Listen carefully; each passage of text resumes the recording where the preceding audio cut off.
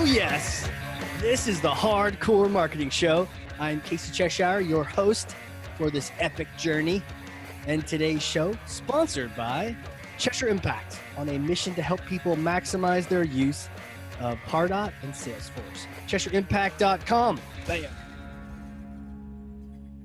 There it is. I literally click a button, boom. Everyone's sick and tired of hearing about this button. They're like, what is this button you press? What is the button? It's recorded. It's the magic button. Zoom record this show button, right? Well, yeah. I can't wait to tell everyone about who the guest is today. Who is she? She's a mystery. She's amazing. She is an anti-PR strategist. Ooh. What? That's all right. We're gonna get into things like PR and anti-PR and what is press? What is media these days? 2021. We're gonna talk about it. She's an entrepreneur, thought leader, disruptor.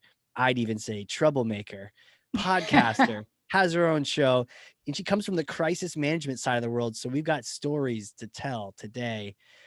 Thought leader, Chief Evangelist, and anti-PR strategist at JoTo PR Disruptors.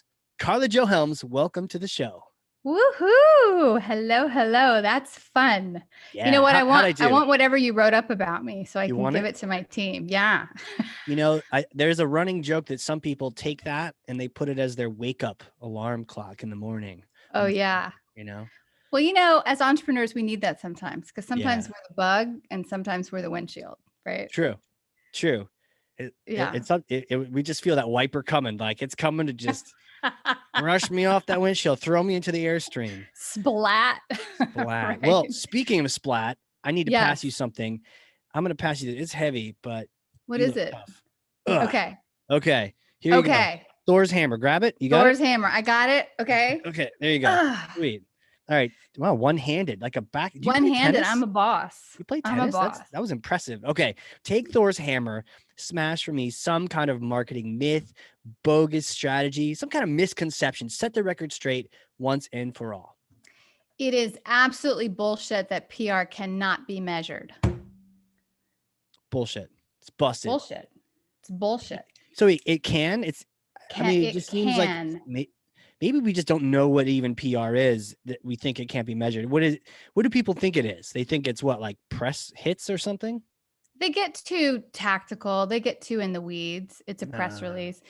You know, it is leading people by their minds. It is thought leadership in the thought realm. And people have a hard time putting mass to that. Because there is no by their minds. It's thought.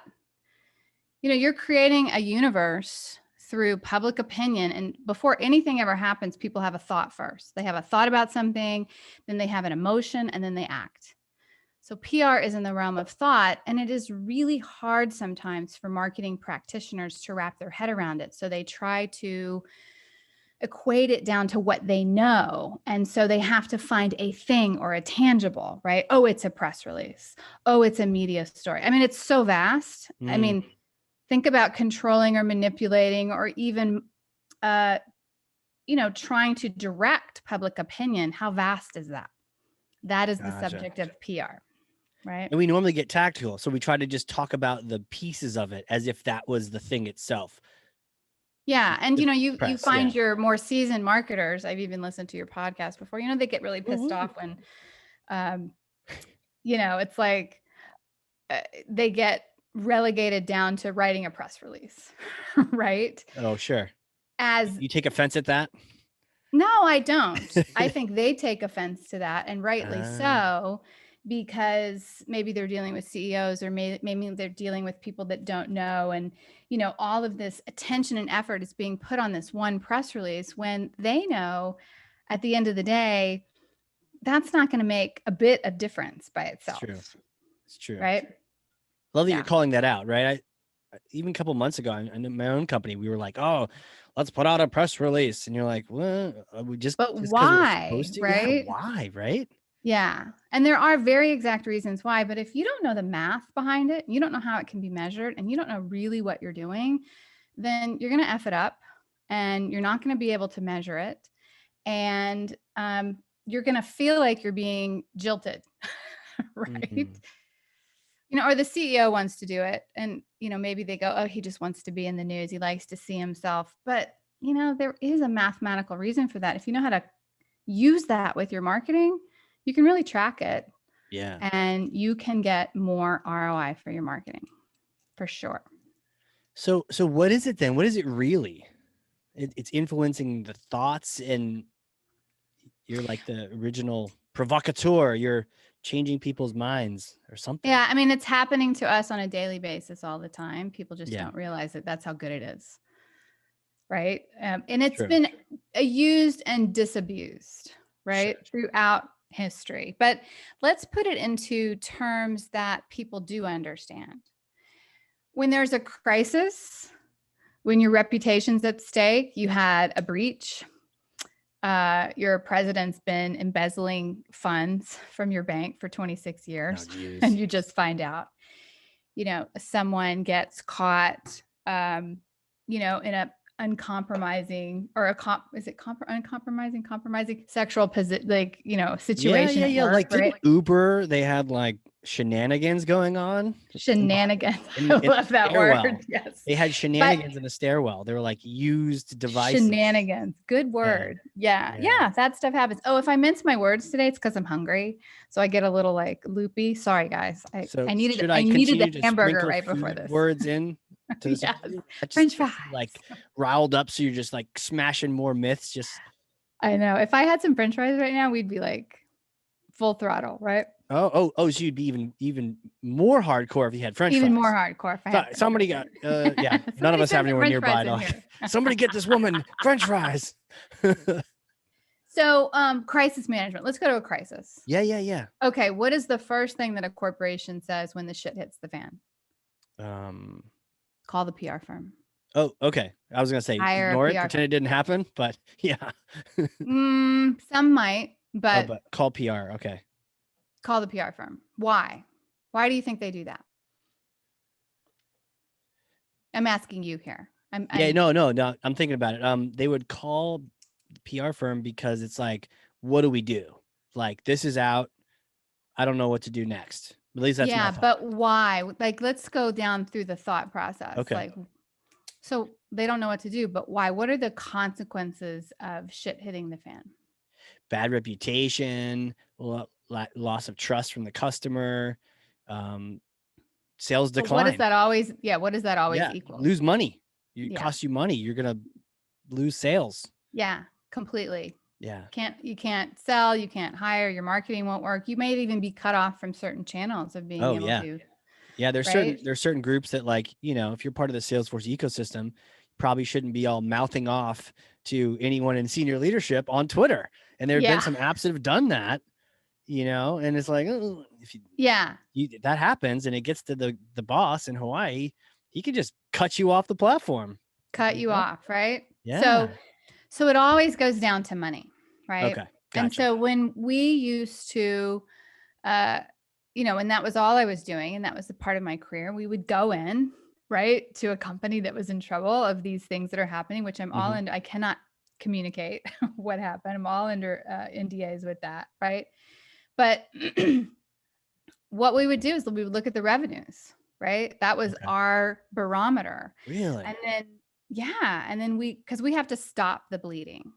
So then we would develop the strategy of, all right, what's the landscape? What happened? What's the public opinion about it? How pissed off or upset are they? How big is that landscape? Like, can you give me some examples of these kind of crises that happen in everyday companies that? None of these situations refer to anyone that you know. Well, I mean, like just what I said, you have like breaches, right? You lose passwords or stuff. You lose customer data. Yeah, I'm sure that happens a lot more than you think. Yep. The embezzlement thing, that's a very real thing. Embezzlement. Jeez, or you have, it's not so uncommon to have, you have a scrappy startup that has been taking over market share. They're interrupting the value network of some big behemoths. And some of these big behemoths can play nasty. So they actually start a libel or slander campaign, which ends up getting the startup or their competitor in a lawsuit. No kidding. And they get embroiled in that, and something quote unquote leaks to the press, which is untrue. And then now you're in a shitstorm. These things all happen. This sounds nasty. Like I guess in my experience, I've sort of been under this radar, but I can imagine you get to a certain point, your company's like in the crosshairs. Is there certain size companies that get hit with this at some point, or can anyone really? Once you actually hit the 5 million mark, I mean, you should really start looking to protect yourself via PR. And that's typically when companies that are growing look for PR. A lot of CEOs really start looking for it at the 2 million mark when they're trying to differentiate. But 5 million, they're like, I got to protect if they're on a fast growth trajectory, right? Typically, but they're like, I got to protect myself. Now it becomes the CFO's like, it's protection of the assets, Protection right? money. Yeah. Protection The of risk, the brand. the risk side. Yeah. Larger companies, absolutely. The bigger you get. I mean, 20% of the entire market cap is based off of goodwill. That's reputation. 20%, it's 1/5. So if you look at that from a private side, that's 1/5 of your income. That's huge. So if you're not controlling public opinion or guiding it or getting people to think a certain way, it's controlling you, right? Right. You're either affecting it or it's affecting you. You're in the mix. You're in the sauce. You're in the mix. Yeah. But let's go back to measuring it, right? Okay. Yeah. So you're looking at all these particular factors when you have a crisis, right? There's many factors. It's very, very mathematical, believe it or not. That's another myth. PR is not mathematical. People think it's fluffy, or they think it's a nice industry. It's really kind of cutthroat. So it's cutthroat and analytical. It's like the exact opposite of what people think it is. Oh, it's like flowery and I love talking to people. It's like, that's why I'm in PR. It's not that at all, right? You have to be very aware of your competitors' public opinion, the mindset. You have to be a step ahead, right? Journalists, running stories. But back to the measurement. So we'd go in, okay, first of all, what happened? What do we know happened? What's on the surface? What's apparent that happened, right? We do have to get down to what really happened. That's all part of it. So investigation is part of that job. But okay, so how big is the target audience that was affected? How big is the audience beyond them that influences them that was affected, right? Could it be family members? Could it be politicians? Could it be, government leaders? I mean, and you're mathematically looking at how big that market is that could really be affected very badly, right? In terms of what happened. Then you're looking at what is the emotional level of the public or the different publics based on what happened. Are they in anger about it? Are they in shock? Are they pissed? Are they in apathy? I mean, these factor into the mathematical formula of the volume of communication that you have to put out to offset it. Interesting. So you actually calculate all these things out in like a big table. Yeah, it's like a war room, right? Wow. And then you look at the different audiences, which we call publics. There's not a mass public anymore.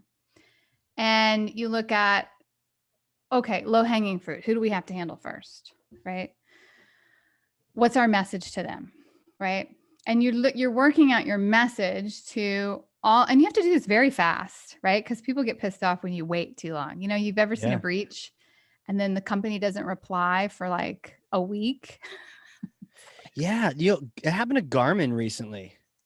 Yeah, people get pissed. Garmin watches, and apparently their site had one of those. I don't know if it was Russian, but it had one of those like takeover bribery. Whatever, it locked down their code, and then they wanted like $10 million to release it or something. The ransomware. Yeah. Oh, and so man. This was like Garmin, and so their community portal was like not functioning, but it went on for weeks, or maybe a week and a half, 2 weeks. I don't know, it felt long because you're trying to sync your data up and you can't. Yeah, they should have actually gone ahead of that. in the news. They should have really gotten ahead of that. What would you, okay, if you were working with Garmin, just as a quick aside here, then they have this ransomware happening. Kind of walk us through, like, well, you'd have to work with the Publix. legal team, right? Okay. And without knowing everything that happened and being on the inside, I mean, you work with legal a lot on this, right? Sometimes you have to hire private investigators to see what happened. Yeah.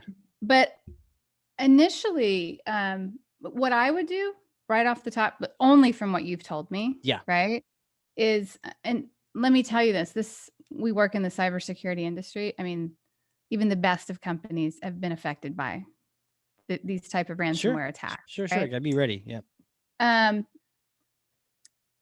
would have gotten ahead of it in the news. I would have said, we've been attacked by ransomware. We have here's our protocols. Here was our weakness. I would have done it as, if it can happen to Garmin, it can happen to you. And we're going to make sure that, people know what to do so it doesn't happen to them. I mean, I would have, maybe that campaign would have been an advocate, but I'd have to do all that research first, like I mentioned in the war room, right? Yeah. Gotta, just get a crap load of positive press from it, right? Mm-hmm. And more eyes on Garmin, right? Which, when you get a crisis like that, one of the rules is you sequester off the communications team to work on the crisis, and you make sure that the rest of the organization and the executive leadership is sequestered off, and they work full tilt on production, marketing and production. So you don't get the key people embroiled in the crisis, right? Oh, good call. Because they'll just take up their whole day. Yeah. Weeks, months, months. And then next thing you know, they've lost market share, or they've lost customers. So that's one thing you do. But then, garner a lot of positive press about that. Of course, all in coordination with legal, right? Which is that tied to, is that true? Like there's no such thing as bad press. Bad press is good press, that whole thing? No. Okay. So we have a scandal. More people will buy our app now, If you work it right. If you work it. Yeah. But if that was the case, then people wouldn't care about calling a crisis PR in, right? Right. They'd be like, hey, we're going to get more sales today. Right. But to your point, don't take the foot off the gas on the business just because you have this thing. No, in fact, you have to pour the coals on, because your resistance to your brand has increased like 3 times, 10 times, whatever. So it is expensive, but you can get out of it and not only stop the hemorrhaging, but you can get out of it and increase your revenues. So we do all of these mathematical equations, and it's part psychological, it's part mathematics, right? It's based off of engineering laws too. Okay. Well, tell me about some of those psychological. Well, psychological is based on emotional. So it's like emotional psychological data, right? If someone is pissed off and really angry, they have they'll only accept certain sort of truths. They're reactive. They're prone to sort of lying or spreading false data because they're pissed. I mean, have you ever talked to an angry guy? Yeah. Not very rational, right? No. Yeah. I mean, even when I'm angry, I'm not very rational. Right. Okay. So let's take someone that's in grief. Okay. Completely different mindset. They more readily accept the most alarming facts, believe it or not.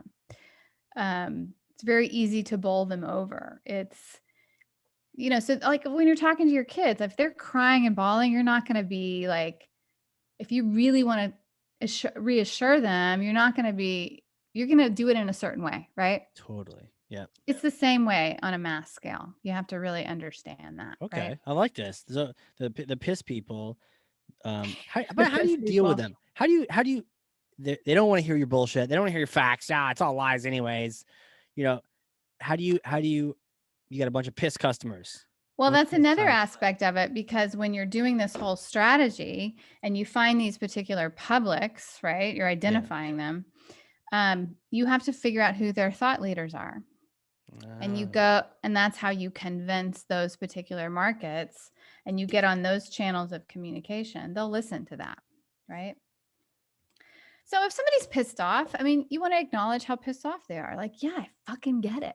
Of course, you wouldn't communicate that in a corporate setting, right? But similar, like, not okay. Like, but you deflect the attention on the true target, right? Yeah. The situation. Yeah. Not me. Yeah, exactly. That's part of how you handle them. Interesting. And then you don't want to be too alarmed too. I mean, you want to like appropriate, like kind of like not boredom, but like calm, a little bored, communicate the facts. Like, this is what happened. They'll listen to that. Wow. Somebody in like grief or apathy. When I say grief, I mean, they're really upset about it. Oh my God, what's going to happen to me? My life isn't, I'm going to lose my identity. Like, right. Oh, I see. Yeah. Identity theft, I've just been getting back on my feet. Like, so it's a reassuring message at that time, right? And you have to really supply them with even more data than people that are, that emote more. Like people that emote more, like antagonistic people or enthusiastic people, they don't need as much communication or reassurance, right? Interesting. Yeah. Okay. So any other emotions come to mind that stand out? You mentioned the apathetic folks. I don't really give a shit, like. Meh. Well, I mean, sometimes when you get into very highly educated folks, they're very conservative in the sense that, not politically, but they can be like, they like to weigh the pros and cons. If you ever ask them a question, they're going to say, well, I liked this, but I didn't like this, or this, so that's another. Sound like my people. Yeah. So you have to give them, yes. yeah, exactly. So that's, that's another, particular emotion. And when I say it's mathematical, it's not only how big the market is, but like how much do we have to communicate to this market to bring them up the scale to trust us again? Yeah. So if someone's like, hey, tell me what happened. Like, oh, I totally get it. They're handled. Yeah. But lower and lower and lower, depending on how much they've been abused or how much they feel like they were hurt or whatever, it's, it can be years worth of communication to bring them back up the scale. Right. I see how each group, each different segment, publics, then they need their own special treatment. And to talk to one of them like the other one would be like a disaster. Treat the pissed off person like a grief person. And yeah. I mean, remember the BP oil spill? And it's like trying to talk to everybody the same and put out these blanket canned responses, which end up upsetting people even more, is just really like kindergarten. Interesting. PR. So what would you do differently in the BP It's the same thing. It's the same thing. I mean, that was horrific. It's the same strategy. Yeah. So tell me about it. Would you find a way to address certain groups in you'd have to. I mean, look at all, like, you'd have to address all the businesses and the chambers along the coastline. You'd have to address the environmentalists. You'd have to address the, there actually is a term, it's called the cave people, and it's citizens against virtually everything. It's actually oh my gosh. You'd have, like, seriously, those are different publics, right? You'd have to address all of that. And then, of course, like the government, oh my gosh, the industry itself, all these, wildlife advocates. I mean, it's just, it goes on endlessly. And then the families. I mean, don't forget the people and the families and the employees and, the stockholders. And oh yeah. So all these different groups, a lot of them are probably pissed. You could just assume, or no? Well, yeah, because first of all, something happens. Yeah. The media is going to cover it. Yeah. Instantly. And if you haven't gotten there first, right? So in terms of emotion, I mean, I guess some families might have more grief, but you're gonna have a lot of pissed off businesses, pissed off. Oh, and shock and shock. Shock. Yeah. Right. I mean, like the tourist industry, like forget it. Wow. Yeah. Where was that off of? What was that? New Orleans? That people spilled? It was along the whole Gulf Coast. I mean, it hit it in Florida all the way through, right? Is that the Deepwater Horizon one? Is that what that was? I think so. I think so, yeah.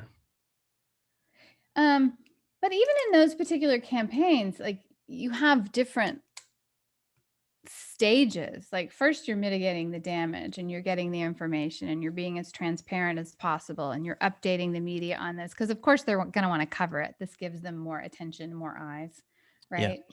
Yeah. But then you're also looking at what can we do to continue to turn the tide on public opinion and help these communities recover. I mean, everything that they did to help the tourism industry or, when they had to pay back the money, they should have done PR campaigns around all of that. The environmentalists. I mean, this is where it can get expensive, but you do track it connected to the revenues, right? So you look at, all right, this particular audience is one, a percentage of our revenues, and that's the low hanging fruit. They're the most upset. Let's, look at where our revenues were, where they got cut to. Okay, let's do the campaign to them. Mm-hmm. And we watch the sales and the revenues and the marketing ROI to that group again, right? Because then marketing channels you can spend, so much in marketing, it's not working because everybody hates you, right? So there are actual statistics you monitor, right? Yeah. It's a great point that instead of just trying to hold your finger up to the wind, how's it going? Yeah. Interesting. I mean, that's how we got paid. It was, that's why we could actually justify it because we are turning it around and you could see that, right? Yeah. So I had, a few clients, we turned them around. Sometimes it was, these campaigns can go on for a long time, depending on how badly you mess up. Yeah. Right. But I had a particular client, they were going to be sued, like class action lawsuit by every AG in the country. They would have been put out of business, right? Seriously. And that's when you get into, now you got problems. Every attorney general wants to, from every 50, all 50 if they had won, if one particular attorney general had won this case, they were setting it up for a class action lawsuit with all 50 states from all AGs. It was pretty big. And so we absolutely could not let that happen, right? But after years of doing this, and they came out all rosy, the CEO noticed that his litigation costs we set up a proactive PR campaign to keep a goodwill fund going on, right? And communicating. Yep. And he said, the cost of my litigation has actually gone down way past industry standard, right? Mm-hmm. So much so that when we're getting audited, the control boards don't believe us. Mm. And I thought, he said, could you apply all of your crisis management methodologies, tactics, whatever it is, to some of my startups that are unknown? And I thought, well, the corollary works. It's very scientific. It works on one side, it works on the other. Mm-hmm. So that's what I did. For 3 years, I did basically R&D and, research and development, and worked with different companies, different industries, and worked out what worked, what didn't work. And then that's how we were born, basically. Right. Wow. So you've really done the math and the science to figure out what are the effective levers to pull. So you're not just swinging wildly in some fight. You're like, let's try this. You're like, no, we don't have bright idea-itis. Like, let's try this campaign. Like, like an ad creative agency. Oh, I don't know. Let's give away free bags to pick up the oil. Yes. Yeah. And so when you talk to people about crisis management, people get it, right? Yeah. And you can flip the corollary and you can apply that to something that's unknown. You can create the same strategy for an unknown company, or a company that used to be on top, it's no longer on top, or a company that wants to take it to the next level. Or you have your CMOs or your, global marketing directors that want to really use PR like this mathematically to, go into a new market. So when you explain it like that, they get it. Yeah. And then it becomes, how do we do that? Okay. And how are we measuring it? I was just going to ask you that. Yeah. Like, how do I leverage that? Yeah. Well, you do the same sort of strategy, right? Okay. But you're doing it from the viewpoint of, okay, who's the market? What's their emotional psychological mindset? How big is it? How big of a market share do we want? Right? What is that cadence of, who are their thought leaders? Who are the media outlets that they get their news from? That's huge. Third-party credibility is humongous today. How are we going to track that exposure against our traffic to our website? How are we going to track it to our marketing dollars? Right? Like, it's like A/B testing. It's like before and after, right? Yeah. We were doing this type of marketing. The only control the only control we added was the PR, right? Yep. And then you measure it that way. And by market research, the C-suite typically feels like PR should be measured by overall new business, right? CMOs and marketing people, they want to look at the marketing ROI. They want to look at the traffic to the website, which is very key, right? And then you have your sales teams that they look at. Marketing also looks at cost per lead over a period of time. Yeah. Right. And then sales, your CSOs or your sales directors, or if they're brought into the, PR equation, they look at the time of close, like how long it takes to close. Okay. Right. Does it shorten? Yeah. So with that, it's measurable. I guess, well, sometimes it can be so broad. It's like, was that actually PR or was that just? But aren't you fine? I mean, I find that, yes, companies more sophisticated they get in their reporting and so forth can really get granular and track this, right? But you can still see it on companies that don't, but it's still the attribution marketing question today, right? Yeah. Okay, I saw your article in Forbes, made me go to your website. Now I'm being retargeted by your ads, right? You're retargeting ads. I go back to your website. Maybe I, download an ROI book. Good. I'm on your email now. I'm like getting that. And right. And so you have to have this sort of weighted cadence of what caused that. Some people are really sophisticated about it. Some people are not. But you can still track it no matter how rudimentary you are. Smart. How do you get started? You're like, I'm like a marketing VP and I heard this podcast. I'm like, that sounds like a competitive advantage. It sounds like some good shit right here. Like, how do you reach out to a PR firm and you're like, hey, nothing bad has happened yet. We're actually trying to grow here, help us out. And they pitch you. And what's the best way to make that work? Well, they want to look at, typically when they get to that point, they're looking at key differentiate, like what's going to differentiate us in our market even more. They do understand the value of media and the buzz that it facilitates, with marketing. They need to be considered the thought leader. Does there have to be a story? Like, do you have to invent a story? You always have to have a story. You do. It's what creates news today. It's never look at this company has this solution. It's look at this problem. Right. And then it gets down to the particular companies or people in that industry or thought leaders in that space lending their opinion on it, right? And what can be done about it. But it's always based off of some harm or controversy or some big name or, money loss, money gain, stock price. What's the opposing view? Wear masks, don't wear masks.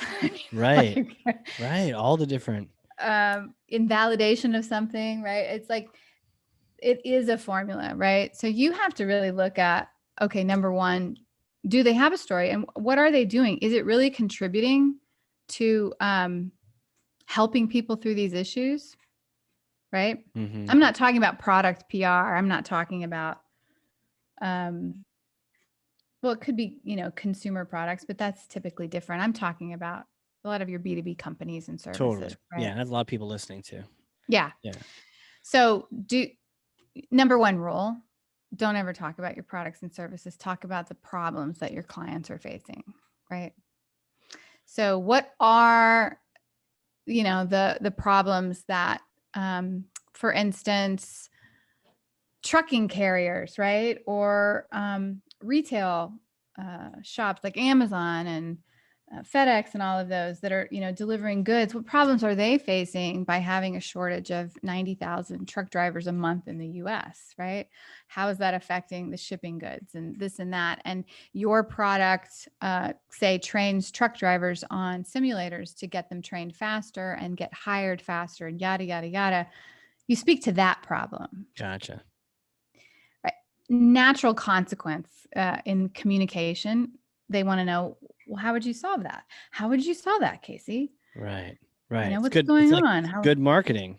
Same advice. Great marketing. You don't talk about who you are and what you do in your brand new website. No, it's the problems that you're out there battling to try to solve. You're battling, you're solving it. Or say you're going against the status quo and you're like, this is not okay anymore. Like I have a app that actually shows the transparency and prices of healthcare in my, 100-mile radius. Why is an MRI over here $600, but it's $1,000 a block away?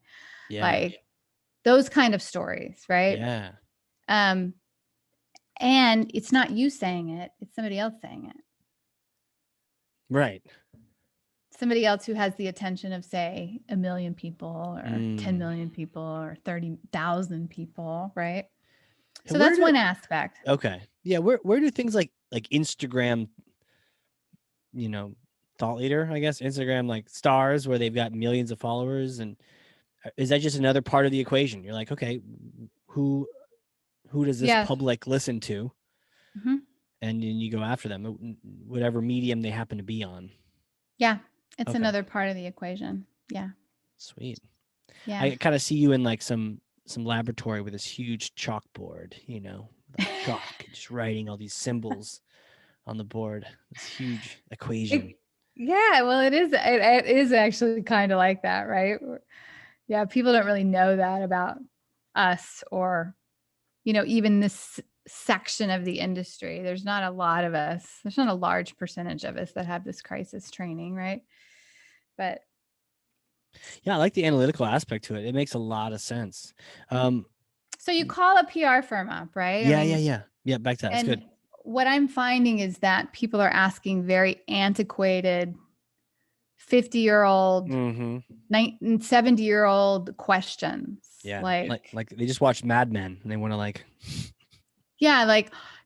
who, like, Rolodex is not it, but who are your media contacts, right? And where are you located? Because they think you have to be in New York or somewhere like that to have access to the media today. Or like, how many people are in your firm? These are all very antiquated, stupid questions that are not going to get you the data that you need to have a PR campaign developed for you that is going to start getting your markets to think a certain way. Yeah. Right. Yeah. Those are all distractions. Those are like little tactical. What are the right questions to ask? What should they be asking? Well, they should be asking, they should be listening first. I mean, I don't see how you can pitch a company without letting them know that they need a strategy, right? Yeah. Oh yeah, we can do this. Yeah. How do you know? Right? I mean, you can give a good estimation if it's an industry that you work in, or, several industries that you work in and so forth. And, the climate of public opinion, and, the media and so forth. But you truly need to find out what is their strategic process, and what is very first thing is a strategy, and what does that strategy entail, and what do they do? Mm-hmm. What is the market research that they do? What is the industry research that they do? Right. Research into the target publics that they're selling to, right? The mindset, the media that's going to be targeted to reach those, the messaging, the positioning, how that relates back to the marketing plan, the business plan, the mission statement of the company. Right. That's if they don't know how to do that, or they kind of skirt around that issue, or they don't do that, I'd say run. Mm-hmm. They're just slinging tactics. We're going to put out 10 press releases. Yeah. Give me some more data, right? 10 press releases. Why? Yeah. What? Right. Yeah. You a more strategic partner who's thinking more about this. And what's your marketing plan? Like, where are you? Do we need to go ahead of you in this particular market and create the buzz? Like, this is what venture capitalist companies, when they refer clients to us, all these startups, right? And they say, okay, look, this company needs to break in, like they're an insurtech startup, right? And, they want to get buzz created so they can get a return on their investment. So the marketing dollars work, right? It's all about getting their money back and more, right? Right. Okay. So companies should ask those particular questions regarding strategy and, what that's going to take to help their company. Right. And you really shouldn't pitch. Like, we don't pitch. We ask questions. Okay. We ask questions and questions and questions and questions and questions till we wrap our wits around it. And then we pitch very little. It goes to strategy. It comes back and we say, this is what you need to do and why. And you should hire us because X, Y, and Z. Or, you should hire someone else. Yeah. Right. Yeah. That sounds like the mark of a real consultative approach, or someone who's actually taking the time to think about the challenge. It's just, you need to make choices in that direction. No matter what you're buying, you need to talk to the right people. It's just, if you don't get results, or you can't get results on it, don't take it, because if you not only ruin your reputation, you really hurt the client, right? They spend all you waste a hell of a lot of money too in the process. So yeah. Where do you see this going? Like, COVID days, things change. Have you seen media? Have you seen PR change? Have you seen audiences? What are you seeing, and where do you see this going? Because I know we're still in it. Yeah. Well, it was interesting. I mean, when the lockdown happened, the media, let's just the media is a big part of PR, right? When we're talking about this kind of PR, even when you're doing government relations or community relations, you work with the media, because government legislators, politicians, they actually think what's published is public opinion. They think that's public opinion, right? But when we went into lockdown, all the media, like, we work with thousands of journalists weekly. I mean, they all went into furloughs. They all went into lockdown. They all went to remote workforce. It was all new to them. So here they are wrestling with that. It's all new. And their demand for content from the editors and planning producers, and basically the public, now we're glued to the news, has been increased 10-fold, 20-fold. And they were desperate for stories, right? They don't drive around and troll for stories. They work with agents like us who bring them the stories, right? So a lot more like virtual. Well, we started a quarantine press conference where we were doing virtual press conferences open to the media in whatever industries. And we had our clients on as a panel and we invited the public to it as well, right? Like real-time data about what was happening. So supply chain issues, how is that affecting technology firms? How is that affecting, getting these Fortune 500 companies back, up and running on remote workforces because they can't get their hardware shipped, that kind of stuff. Right. So where do I see it going? Yeah. I see it going more into network, just like that. That was more like it was almost like networking. Let's get a bunch of people on Zoom, right? Mm-hmm.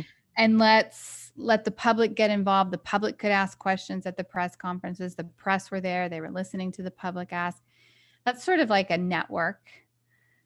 And you have this decentralization from New York and the hubs of where big media has been. And now this has been happening over the past few years, but I've really seen it since COVID. You have all these media outlets, podcasters, influencers popping up all around the world that are now targeting super segments of our population, and they're growing. Mm-hmm.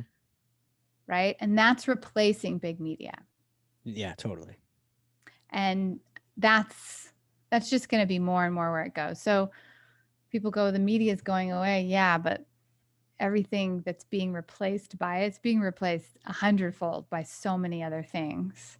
You actually have a better chance of getting your message out to targeted audiences with your message. Yeah, it's like the need doesn't go away. The desire to consume this information is still there. It's just the people serving it up.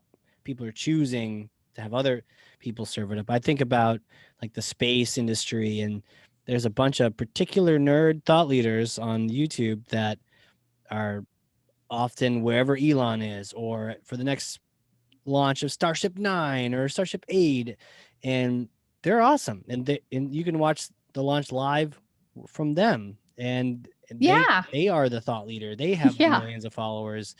Why would it'd be boring to tune into a regular network to watch that when you can have this guy and his commentary, or gal, and talking about what you're watching or about to watch? It's really cool. So it's a better value, and it's a different source. So it's almost, I wonder if it makes it PR that much more important, because it's no longer there's like 5 targets and it's easy. It's like, no, they're all over the place. You gotta find them and you gotta work with them.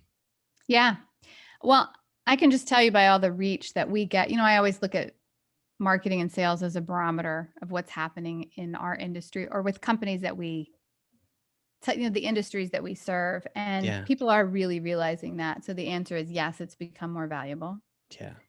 And, people today, just like, have a playlist, you have a media playlist, and they go to a minimum of 12 media sources for information. They may go to big box media or mainstream media. Used to before the pandemic, they'd go like once a week, and then they would kind of corroborate that news with their channels. Mm-hmm. And of course, today you get served up ads or things based on what you're watching off of other channels. So I know. There's always, let's add this one to my playlist. And so you have this news playlist. And so it's super crazy. It's constantly changing too. Well, my next question is like, who are you? How do you know all these things? Can you take us back to like little KJ days, like growing up? Where did you grow up? What was it like? Did you always know you're going to be a anti-PR strategist? No, you always make people feel so good on your show. Because we're always asking the questions in our professions, right? As marketers and PRs, right? Yeah. No, actually, I had no idea I was going to go into PR. I was a dancer, believe it or not. Sweet. I was, I always thought I'd be a dancer. I started at 5, and, very interesting. I'll give you a little background before the dancer thing, right? Oh, yeah? Is that I grew up on an island in Texas. I grew up in Galveston Island, my parents are we got transferred there. My parents are deep Southerners, right? Okay. They come from deep South. You don't have the accent though. No. My dad's side of the family, they were all, we call them educated Hicks. It's sort of a sure. They were really poor. They were sharecroppers. Oh, no kidding. They were really poor. They were sharecroppers. It was like 5 families that lived in a household, right? And his generation, my dad, my uncle, all of the cousins in that generation, they got out of poverty with ball scholarships. So basketball, baseball, football, Georgia Tech, Florida, Miami, right? And so when we moved to Galveston, they were like successful at that particular point. And I went to a private school, but because I was not part of the old money and born on the island, right? I was bullied mercilessly, right? Because you weren't super rich, or you just, you weren't in that class. You weren't part of old money. You weren't, there was. So I put all my attention on dance, right? That was my outlet. Yeah. Okay. And dad I think I was like the age of 12. Okay. So he went to Georgia Tech, right? So he's like got this engineering mindset. Cool. So I didn't know this till many years later, but he calculated my grade point average from the time I was 5 years old. So, all the way through school. But by the time I was 12, he went to this private school and he says, her grade point average has been going down like steadily, like since. And he has this, statistical information. Maybe that's where all my mathematics comes from, right? Yeah. And he said they couldn't give him a good answer. So he researched and he put me into public school where they actually had better education programs, because the public school, we only had one public high school. So it was huge. We had like 4,000 students, so 1,000 in each class, right? Yeah. And I got put into public school, and that was like the first time I was really accepted. Really? Right? Yeah. Like, and so all the these private school was full of a bunch of spoiled rich kids that were just all not including it, and then massively suppressive, right? Jeez. And then public school, yeehaw, oh man, like we had all these disparate, socioeconomic, groups, and they would just say and do anything they pleased, and it wasn't all of this like, all the etiquette and the this and the that you were so like confined to in, private school. Yeah, you can wear your own clothes. Yes. And I was, and that's really when I started to see like a difference in people and how people responded. Different people responded to certain things and how they were accepted. And I became like, colonel of the dance team, and I was, became wildly popular, and it was just a complete flip, right? And that must have been, I mean, did you realize at the time how like bizarre it was to go from being like the bottom to being like at the top? Yeah, it was bizarre. But I always appreciated it, because, when you're at the bottom, and you're at the bottom for, at that time, the first half of my life, right? Yeah. You really do. Like, it's almost shocking. Like, somebody said hi to me. Somebody was nice to me. Somebody liked me. Somebody, right? And then you appreciate that. Yeah. Wow. Really, and you're a better person at the top too. If you're not gonna do what everyone else would do at the top, would just be to try to push other people down, and because you really appreciate the people that truly are like maybe disadvantaged, right? Or underserved. So I think that's where I kind of got my initial chops in understanding and really being able to see different viewpoints of people. And then I went to college. I was a collegiate athlete. I was on a dance team, but we traveled all over the world. And you went for dance, right? You went to school for dance? What'd you go to school for? Yeah, dance. Dance, yeah. I was a dance major as well. That's cool. That's cool. You can even major in that. That's awesome. I know. Did you like grow up doing like ballet and tap and all the different tap, jazz, modern. So when I went to school, modern was my thing. right? That seems to be the thing, right? You get to be the most expressive with that. Yeah, and it was new and different, it seemed. I mean, yeah, and then I belonged to a prestigious, precision dance team, kind of like a drill team, right? Okay. And I got picked for that. We traveled all over, and we were like professional grade, but collegiate. We had, big sponsors, oil tycoons, like the Shriners Hospital. Now they have airlines, and yeah. So I got sort of like this performance celebrity life, and then I broke my, back. No. Yeah. How? And then my life, like, well, it's really grueling. We were performing like 30 hours a week, right? What? Wow. Jeez. You miss holidays and things like that when you're hired for this or that, or going certain places. They hire you out like 30 hours a week? Well, no, when we would go on, like, practice. say we perform at the Cotton Bowl or the Macy's Day Parade, or we perform at the President's inauguration. Were you in the Macy's Day Parade? Yeah. What year? Go look up the archives. I have to go look up the archives. Yeah, it was 88, 89. That's amazing. Yeah. Wow. Yeah, so we would do that, and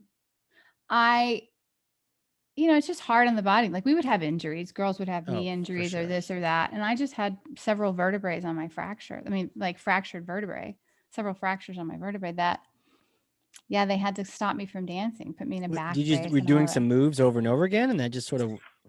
Oh, yeah. If anybody is interested, like, look up the Kilgore College Rangerettes and just look at the stunts that they do, and the high kicks and the jump splits and the Rangerettes.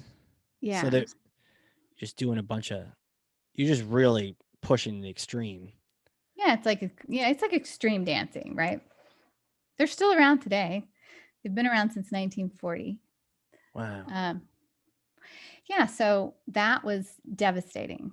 I got to imagine your whole life has been dance. Your outlet has been dance, everything. My whole life, my outlets, so I was in a back brace, unable to dance.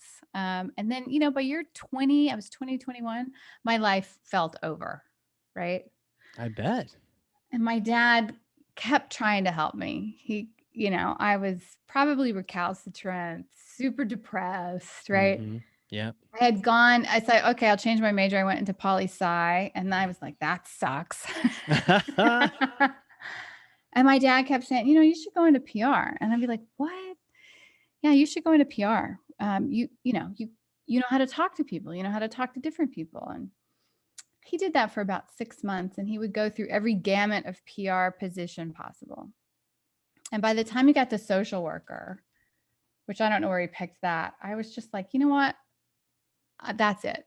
I'm like, stop it. If you like, I'm not a social worker. Yeah. I'm not a PR person. I'm a dancer. Like, just let me. Right. Dad, I'm a dancer. Come on. Yeah. So I was like, F you, I'm going to quit school, and I'm just going to go to the workforce and figure it out. And he was very, very mad at me for that. But I did, just to spite him. And I got hired by a healthcare company who I went in to apply for a receptionist, right? Mm-hmm. And they said in the interview process, I think it was second or third interview, you'd really be great in our PR program. I thought, what? And so you're like, did my dad call you? Did he call in advance? Yeah. So that's how I ended up. And then I, got training in that. And that's where I really, were you kicking and screaming then too? Or was it where you're like, maybe there's something to this? People keep telling me. Well, I mean, if somebody says it besides my dad, I would have listened. Totally. Right. Parents say, like, get out of here. You don't know anything. But it seemed like, I don't think he didn't even know I was getting that job. So yeah, it was, I was like, huh. Anyway. And that's really, I got to work with some of the best crisis PRs, I think, on the planet, the best litigation attorneys. I learned so much. Like, that's just kind of how my life took me. So I have a mixture. I have this appreciation of different publics, obviously. Well, you've been different publics, right? Throughout your life. You've been different ones. Yeah, completely. Yeah. And then the performance aspect, PR is all performance. Mm-hmm. Handling nasty reporters that are, is all performance, right? Right. Discipline of an athlete. That's like, so it's this weird combo that I think contributes to, how I got into this. And I like a good fight. I like a really good fight. So I don't know, maybe that's the Texan in me. I think so. Yeah. Yes. All the people I know from Texas are like, they know how to throw down for sure. Yeah. I mean, we like a good fight when it's for a good cause, and who doesn't like championing the underdog, right? Yeah, save the Alamo, man. Let's do this. Yeah. Yeah. Have you ever been to the Alamo? I have. Yeah. Yeah. It's really small and dinky, it is. right? It's tiny. Like it's super small. I was very disappointed when I went there when I was 10 years old. I thought, it's like the way they talk about it, the PR about it, right? It's this humongous place. It's like glorified, and it's like this tiny little hole in the wall. Little hut, little shanty that apparently a bunch of dudes were like, we're staying here. Yeah, right. Man. Well, I have a hypothetical for you. Okay. Let's say I may or may not have, it sounds like a PR response. I may or may not have a time machine up here in Nashua, New Hampshire. Okay. It may actually be in my backyard covered in a tarp, but let's say I have one, after COVID, you come up, we get all the acorns off of it and, wipe it down and everything, but you get to go back in time to see yourself, and you get to see yourself right after you graduated school, right after you sort of got out of school, you got into mainstream, you're having those PR conversations and all that kind of stuff. You're right about then you're having that conversation. What would you say to that version of you? What would you say to her? Okay. What kind of advice would you give her? What time period? Like at what? It's like right after school. You're getting out of school. Oh. Going into the workforce. You don't necessarily know if it's PR yet. A couple people told you. Oh my gosh, that's You've experienced a lot, personally, professionally. What kind of things would you tell yourself if you could see yourself again? Don't do drugs. Okay. Don't do drugs. We didn't get to that in your history, so do we need to go back to that? Well, don't do drugs. In the 6 months that I was really trying to figure things out, and you're at the lowest point in life, right? And you smoke a joint or you do something like that. I hope this doesn't, offend anyone. That was definitely not the way to figure things out.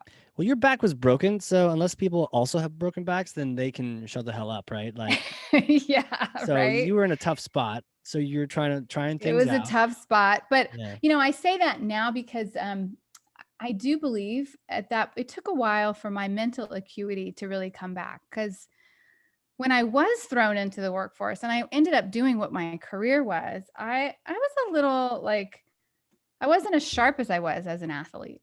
Really? Right?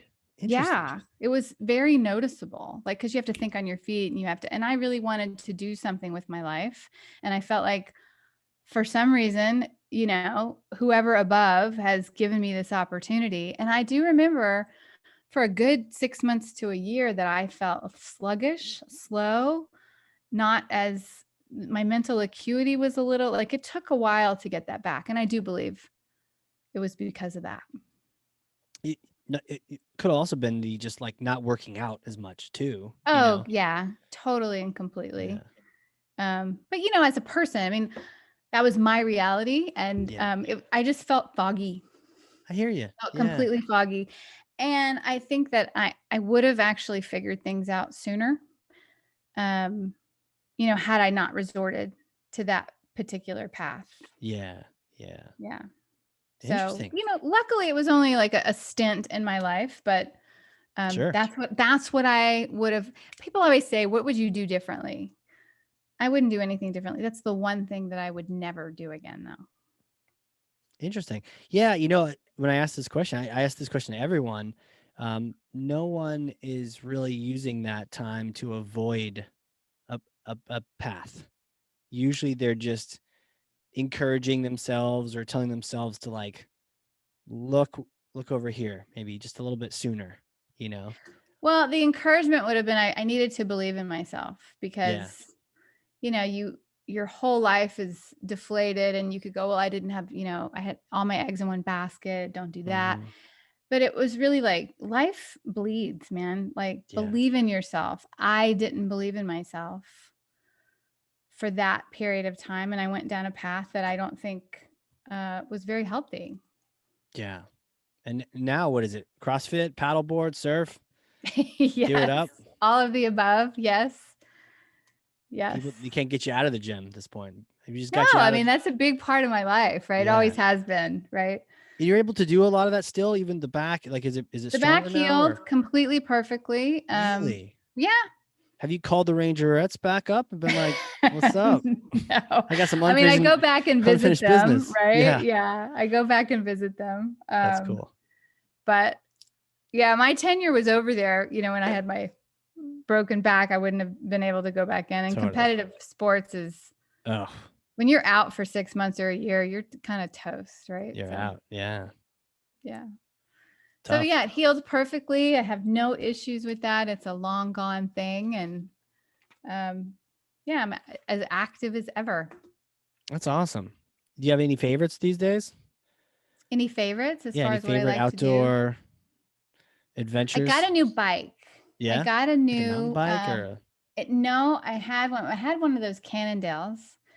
And then I got into the folding bike scene. Do you like folding bike? Yeah, nice. And so there's a Brompton. If any of our listeners know what a Brompton is, they're these folding bikes and they make them in London. Brompton. They make them in the UK. Okay. And they're super cool. You can travel with them. Can you put them like a suitcase? Like how? Yeah, you can put them in a suitcase. Cool. They're not that expensive either. REI has them. That's cool. REI has a Brompton? Yeah. How much are they selling them for? That's a good question. H6R folding bike. It is. But that's not a Brompton. What? 2K. Yeah, that's about right. 3K. Yeah, it's 1989.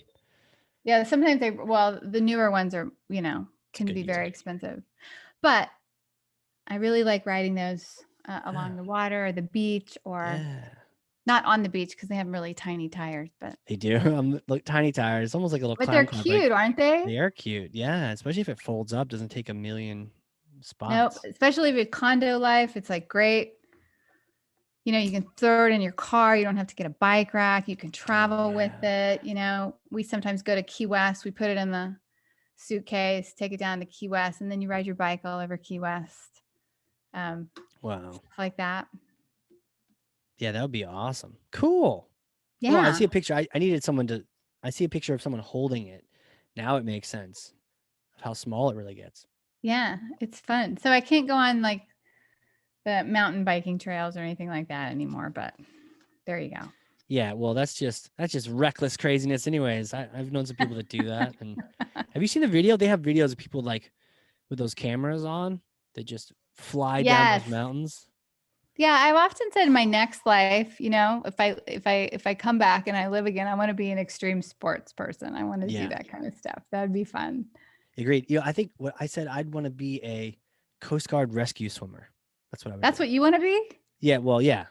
Part 2. I actually do CrossFit with a guy from that. They actually drop him from the helicopter. Yeah. So you've been in the military, so that would be nothing for you, right? Yeah. We used to make fun of the Coast Guard too, but that particular job is tough. So Coast Guard guys are hot. There you go. You heard it here. But so are Marines. You're a Marine, right? Thank you. You may stay. Yes. Yeah, but they drop them out. They do all these drop them out in the middle of the ocean from the helicopter, and then YouTube has a whole series on that. And my kids and I were just watching it like, whoa, so cool. Picking people up from a cruise ship, that need medical assistance. Super cool. Super cool. Open that helicopter door. Because I've done skydiving, but it'd be another thing to just hook yourself up, lower me down. That'd be cool. That's what you want to do? Yeah, that'd be fun. That would be fun. Yeah. That would be, that's a lot of hard. Swimming is hard. And everyone on the cruise ship is like, hey, and you're like, bye-bye. I'll have to save someone else. Yeah, right? Yeah. All in a day's work. Seriously. So, hey, where can people connect with you? If they want to reach out, probably because we just got schooled on PR and they want to just like teach me more. Yeah. They can go to our website, JoToPR.com, JoToPR.com. What does that stand for? What is that? JoTo. Yeah. It's an ancient Japanese word. Cool. It means very high class, very high quality. Oh shit. Yes. Shit. High class, high quality. Yes. It's an ancient word. JoTo. I feel like I need to use that. I know you do. It's like JoTo. That's a great word. We need an anime hero or something for our brand. We really do. Like JoTo. JoTo's here. But yeah, they can go to our website. They can connect with me on LinkedIn. I love that. I think I have too many people now, so people have to connect with me. I can't connect with them, so please do. Okay. Karla Jo Helms, Karla with a K. Twitter at JoTo PR. Okay. High quality PR. High quality PR, yes. Yes. Awesome. Well, thanks for hanging out with me today. Yes. I know I got you out of the gym for just a second, just so you could come and, chit chat and school me on PR. It was fun. Yeah. I hope that your listeners really learn something about it. I hope that helps. So. I'm here to answer questions if they do. I know they did because I literally have 2 pages of notes. Wow. What do you do with those notes? That's been the question of what to do with these notes. I don't know. I feel like you should just put them in a binder and sell the binder or something. You should take all snippets from the notes and actually put them on social media. Like my guest said. We do have, we have show notes. Yeah. We have show notes all that. And social from that. Do you keep all your notes? Usually, but then they add up and then you're just like, what do you do with them? Well, you should keep them in a binder. I should. And figure something out, right? I should. Yeah. Yeah. Wrap it in string, as one of those old packets of papers. Yeah. It'd be cool. Totally. Thank you. Yeah, you're the best. Thank you. You're the most gracious host. Awesome. That's cool. I know you do a lot of these things. So that's very cool. Appreciate it. Yeah, very gracious. You made me feel very comfortable talking about me. Yeah. Well, you're the star. It's you. Yeah. Today I am. That's correct. Yes. And then tomorrow it's someone else. But today it's you. It's all about me right now. That's it. Yeah. And on that note, thank you all for listening. This has been the Hardcore Marketing Show. We will catch you all next time.